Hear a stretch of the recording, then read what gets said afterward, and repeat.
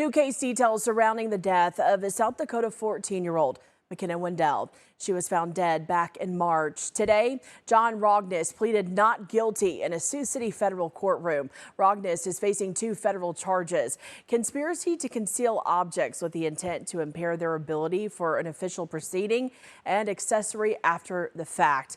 He pleaded not guilty to all charges in the arraignment hearing that happened this morning. His trial related to McKenna Wendell's death is now set for September 28th. If convicted, Rogness could face a maximum sentence of 35 years in prison. Now, his co-defendant, 52-year-old Mark Milk, is also set to stand trial that very same day, on September 28th. Milk faces 5 federal charges to include transportation of a minor with intent to engage in criminal sexual activity and distribution of a controlled substance resulting in death. He pleaded not guilty to all of those charges just last month. If convicted, Milk faces a maximum sentence of life in prison.